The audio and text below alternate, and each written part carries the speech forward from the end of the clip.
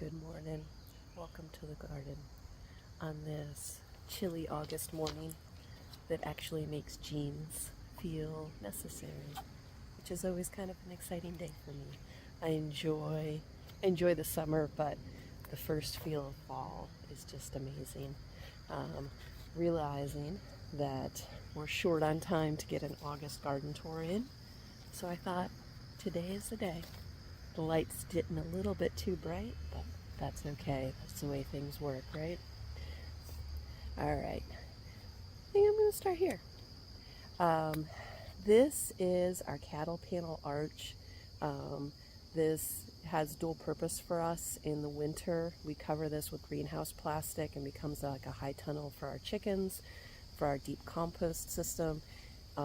I've been planting winter squash here, but with the expansion of the garden, I had some space in the expanded part, and so this year it's pole beans, and it's just absolutely beautiful. It's kind of like a little hideaway. I want to show you, like I mentioned, this is our compost space during the winter. Now, I covered the ground around the base of these pole beans with cardboard and then a heavy layer of plastic. And I haven't had to weed. I've had to go on the outside of the fence and pull a few weeds, just kind of the nature of where this space is. But I haven't weeded at all. It's worked marvelously. Now, this space down here isn't necessarily space where we plant garden, but this is part of the chickens' winter run. It's also when we need a stationary place for them for the summer. This is where they go, and this is where we finish our compost. So right now we have this beautiful pile of compost finishing out that we'll top the garden beds with. Now, the rest of the space outside of where I'm standing, we've planted in lettuce and turnips and broccoli and cabbage and buckwheat in an effort just to give the chickens some greens when they come in. Usually about the middle to the end of October is when we're done moving them with our chicken tractor, and they come in here. We bring in our fall leaves, and all of that turns into this glorious compost. It needs to be turned. I believe we're heating up beautifully in there. And then over there is kind of where we're adding to, ideally it would be nice to have two separate spaces, one where we're finishing and one where we're adding. Right now we only have one. So right now, that's what I'm trying to do, is provide some separation. Finishing compost right here, and I trimmed some buckwheat last night out of one of the beds. It had started to seed. That went in there. Potato vines are in there. Any of our food waste out of the kitchen is going there. So once the chickens come in, hopefully this will be nice and deep with greens for them to eat. They'll eat those, and then they can work through that along with the leaves that will be in here. And all of this will be on the garden beds. This hanging basket here was just a little bit of an experiment this year. I took a sucker off one of the Roma plants and rooted it in some water, and then put it in this hanging basket just to see how long is it going to take to produce. Can it produce? How well does a Roma do in a hanging basket? Those kind of things. Right now we have some very adorable little Romas going here. The nice thing is this could go inside if we're going to get a frost, kind of as we get into that season, and see how that lasts. I think my favorite thing to harvest is sweet potatoes. This bed right here are our sweet potatoes. They're spreading their vines absolutely everywhere. I can't wait to see what's under there. I'm hoping this year that we have our vole issue under control. I've got a couple of the stakes in there that beep, that kind of help deter them, or are supposed to help deter them. Hoping to get a good harvest this year. Last year we had a ton of sweet potatoes, but lost a lot of them because they'd been eaten underground by voles. Voles are vegetable eaters, moles are meat eaters, but our soil's really loose and soft and things that burrow into the soil. love our soil. Here we've got some black beans, more sweet potatoes. This empty bed that I mulched real deep with grass clippings, I'm planning on putting either cabbage or broccoli in here. And then we have our basil that's still going, and basil down there. That's a carrot. I'm letting that grow for seed. Our bell peppers are looking absolutely lovely. I've got, this year we got chocolate bell peppers, and right in there you can see one. We've got some chocolate appearing in there. I haven't eaten any of those yet, but looking forward to it. Isn't that sky just beautiful? My husband always likes to pick on me because of my obsession with tomatoes, which is well founded. I love tomatoes. I'm kind of honing in on the right, like my right versions of tomatoes to grow, tweaking it a little as I go. But that kind of obsession has expanded to peppers. I have Pippin Golden Honey, banana, sweet banana, hot Hungarian wax, jalapenos, 3 different kinds of bells, a hot purple pepper, pumpkin spice jalapeno, regular jalapeno, sugar rush peach, and datil. It was a free seed that we got sent by Baker Creek, planted this year. There is a lot of peppers. I've got 2 quart jars fermenting, hoping to freeze a whole bunch of peppers this year. They're looking amazing. Last year I somehow ended up giving away all my hot peppers and only planted sweet peppers. I'm making up for it this year. This is our pumpkin spice, and I actually had to tie it up because there are so many peppers on this that it's getting pulled over, as is this one. I planted 2 of these. I'm not sure why. Really don't need that many. That one right there is the datil. You can see they're green. I believe they ripen to an orange. They're similar to, I believe, a habanero. And I accidentally planted 2 of those. I don't know that I need 2, but we'll see. I do plan on doing some fermented hot peppers. The first year I started fermenting, I did a big jar of like really finely chopped hot peppers, fermented, and they were so good just to add a little sprinkle of heat and flavor. And the one day I was carrying those back to the fridge, they slipped out of my hand, and I shattered the jar along with all those wonderful hot peppers. So I believe we're going to do smaller jars so that if I do drop one, I don't lose all the harvest. But they're doing really well. Looking forward to trying some of them. I haven't eaten a ton of the hot peppers yet because they're just kind of starting to come into their ripening, but it is time. Look at the length of this, like kind of the center of the zucchini. It's almost touching the ground from all the way back in there. We have 3 zucchini plants in here, and we have had more zucchini than we could get through. This is where we harvested our garlic from. Contemplating whether it's going to go back in here this year, but I planted some buckwheat just to get some cover crop going. In here, planted another round of there's string beans here and black beans back there. In here I did a little bit of an experiment where I intermixed buckwheat and lettuce in here and buckwheat and radishes over there.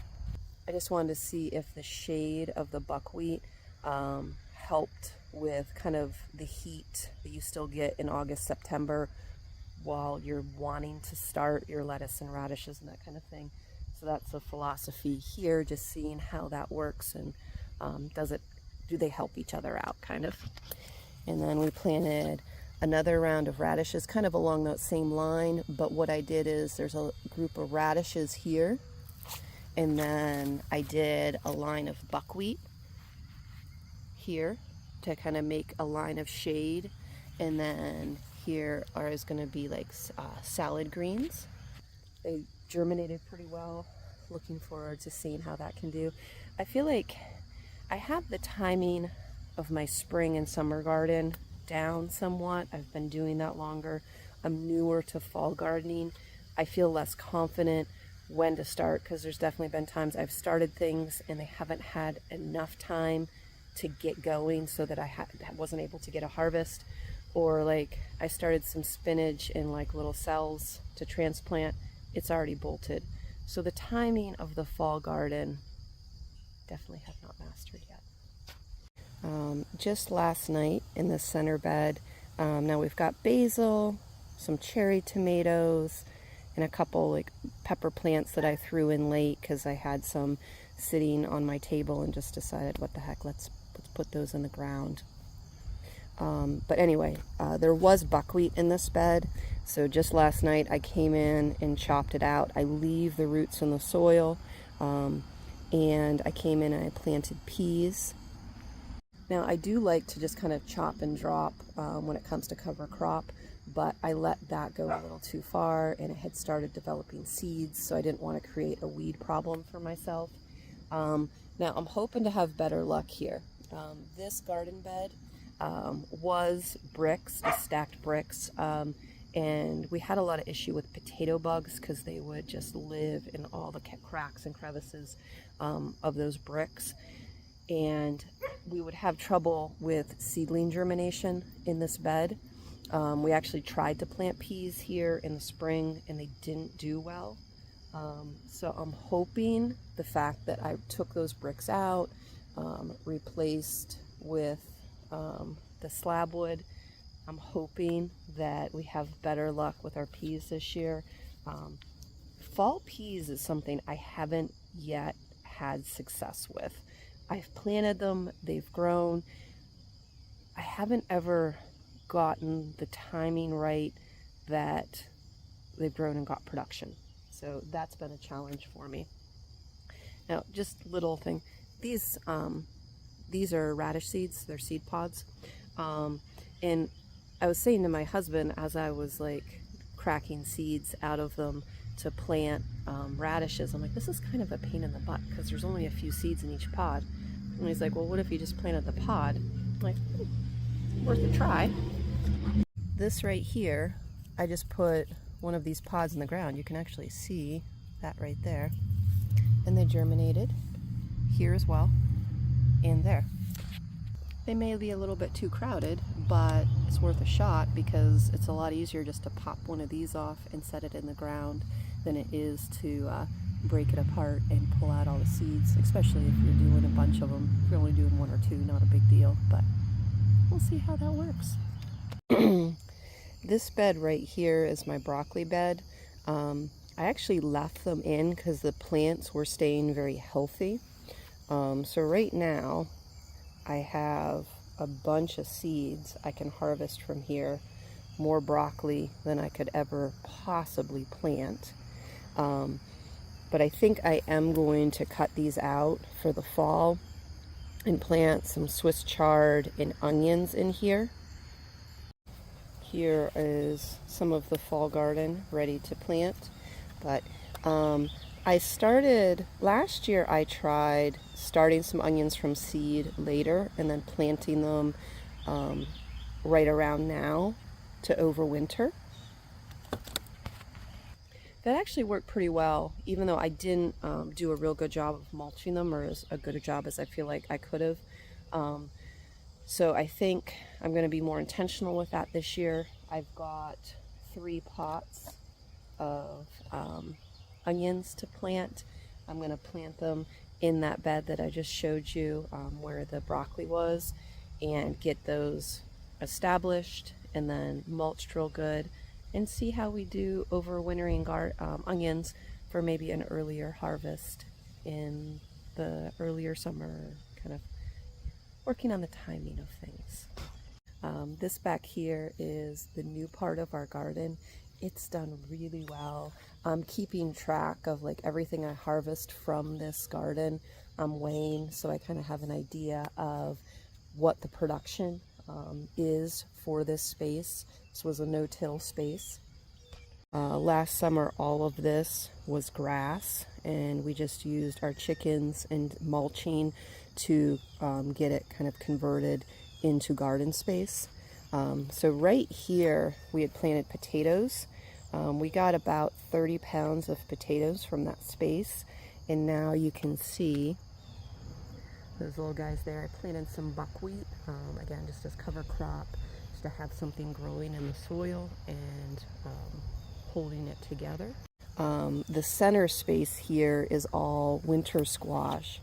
Right now, the star this year is the spaghetti squash. There's so much spaghetti squash in here. How much exactly, I'm not sure, because I can't even get into this space. It's so grown in. But I've started kind of sneaking in and harvesting some things, because as the vines are starting to die back completely, and if they start to rot, I want to remove the squash. So we've started doing that. So I harvested some spaghetti squash, and there's a kind of acorn squash that I have. I forget what it was called.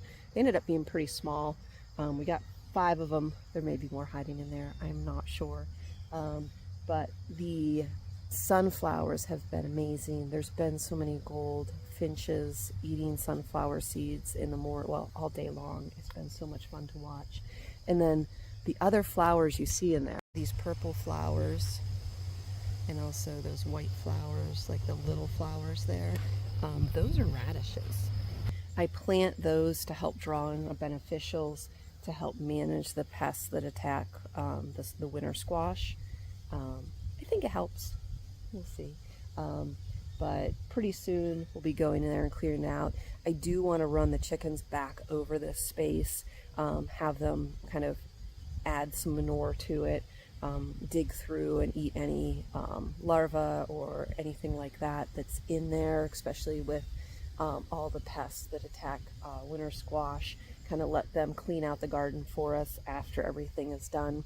So I'm trying not to do any fall garden up here.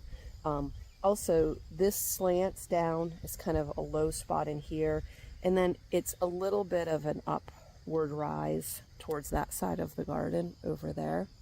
The low spots are more susceptible to frost, but also this rises, the original part of the garden rises up a little bit, so it's kind of facing south, so it's a little bit better for fall gardening than this, because this rises and kind of faces the north, which is cooler.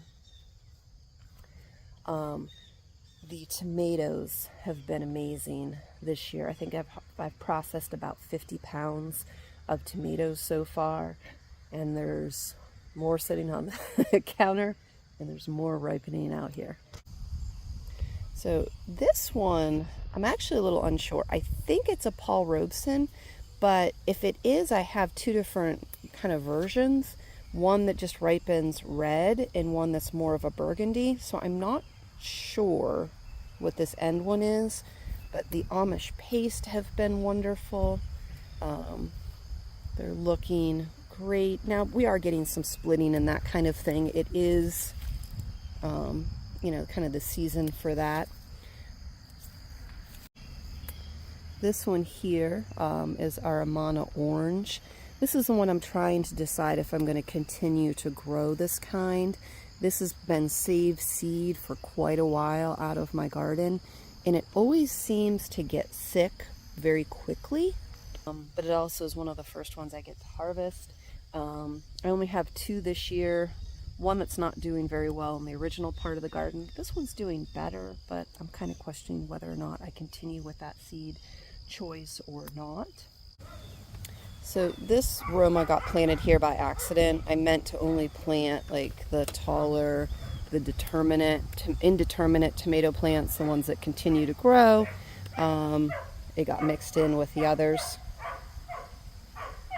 We're getting barked at by our border collie. Now this kind of shows that like tomatoes need to be able to, like, their leaves to dry. Excuse the barking in the background. So the leaves need to be able to dry out with these tall plants on either side, and the beans in front, this plant is pretty much completely done in terms of its growth. All the leaves have yellowed and got brown spots and have died off. Now, not that these are perfect up here, but these are 4 aromas that I actually intended to plant here, that I just staked. Didn't tie up as well as I could, but anyway. And they're looking a lot better. So when you plant your tomato plants, kind of plant them with the ability for their leaves to dry out in mind. The thicker they are, and if they don't get to dry, the more likely they are to start dying off on you. Aren't these just beautiful? I have enjoyed these sunflowers so much this year. I'm a little bit disappointed in the butternut squash. I planted 2 different kinds of butternut squash, and again, it's really hard to get in there to see what's going on, but they don't seem to be producing as well as the spaghetti squash. Now, it's awesome to have all that spaghetti squash, but it seems like, from my experience, butternut squash like stores a little bit better, and is a little more universal for the recipes we do. But it looks like I'm gonna need to, I think I'm gonna cook and freeze some of that spaghetti squash just so we don't lose it, because I found it just, like I said, it doesn't seem to store as well as some of the other winter squashes.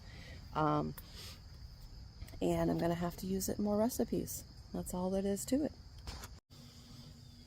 Just concluding the garden tour up here on our front patio. This is a space where we dry and cure a lot of our things that come out of the garden. I've got our first round of black beans behind me. Now, interesting thing, this is from Save Seed. I think they might have gotten cross-pollinated. I had wax beans and cave beans in my garden last year, and some of these don't look, the bean doesn't look completely black. It looks more like, almost like jeweled, which is weird. And then also some of my vines look like they want to run or be like pole beans opposed to just a bush black bean. It's going to be interesting. But I let these dry up here, and then I'll just take them inside in the fall and start shelling them, mostly with football on in the background on a nice cool weekend. Now, one of my goals this year was trying to grow enough onions that we don't have to buy any, that we're able to get through winter, fall, winter, spring, until it's time to harvest onions. Now I've got a bunch curing on the step ladder. I think that just looks absolutely beautiful. We've got more curing here and here and here. Now this one, I think one of these, I can't remember, this is almost a 2-pound onion. So these, I think these are called Italian flats, or like Italian red flats.